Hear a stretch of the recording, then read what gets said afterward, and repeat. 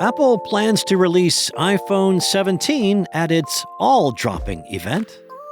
Microsoft's cloud service has been restored after reports of cut cables in the Red Sea. And Chinese players of Silksong are complaining about confusing translations.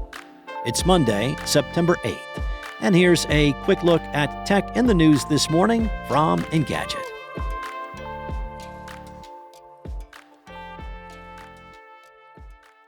Apple's so-called all-dropping event is tomorrow, and the company is all but certain to unveil the iPhone 17 line. The keynote will be live-streamed on YouTube Tuesday at 1 p.m. Eastern from Cupertino. 3 Engadget team members will be reporting, live blogging, and providing their hands-on impressions from Apple Park.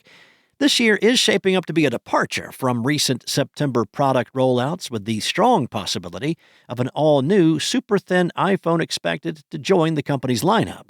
The iPhone Air would be the thinnest iPhone yet, besting 2014's iPhone 6. The Air would also give Apple a direct rival to Samsung's Galaxy S25 Edge, which Engadget found to be more than a gimmick.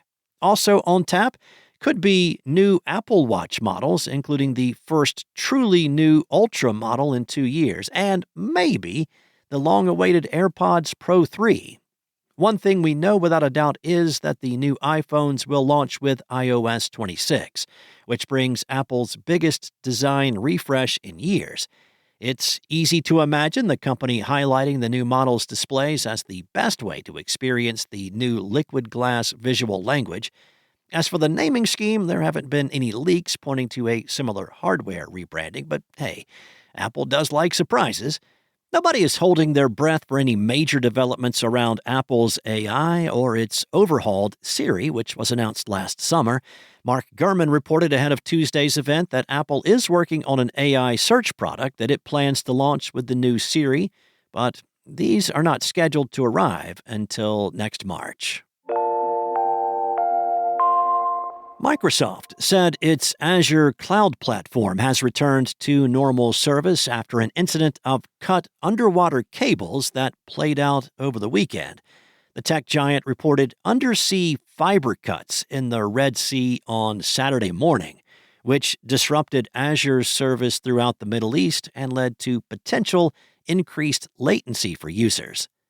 Microsoft said that the latency issue was resolved by Saturday evening and was able to reroute the Azure traffic through other paths. Microsoft did not provide a reason for why the undersea cables were cut. These cables sit on the ocean floor and play the crucial role of delivering massive amounts of data across the world. While ships dropping anchors can sometimes damage undersea cables, there have been more intentional circumstances in the past. Last year, the internationally recognized government of Yemen claimed that the country's Houthi movement was responsible for cutting cables in the Red Sea. While Microsoft managed to restore service for its latest episode the same day, it also noted that undersea cable cuts can take time to repair, and that it will continuously monitor, rebalance, and optimize routing to reduce customer impact in the meantime. For most Hollow Knight Silksong players, the combat is challenging and the boss fights are punishing. However, there is another layer of complexity for anyone playing the sequel in Simplified Chinese: the bizarre translations.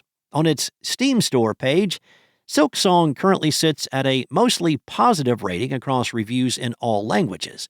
Once you filter for the Simplified Chinese reviews, the Metroidvania-style game plummets to mostly negative.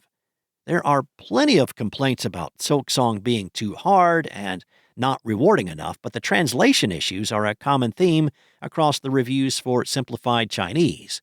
In the reviews and comments, players compared the translations to a jarring mix of ancient and modern Chinese.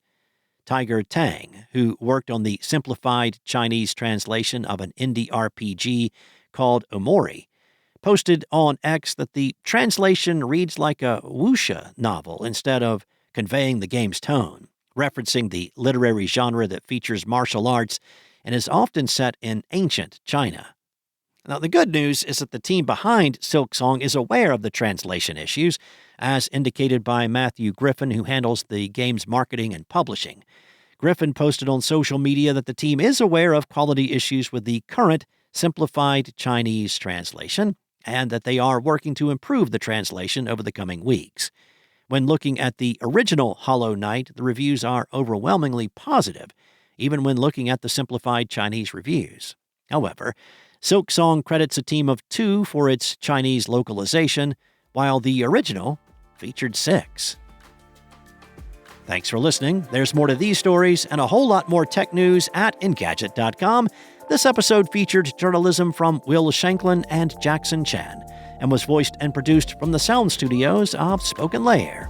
Enjoy your day, and I'll be back tomorrow with more tech news from Engadget.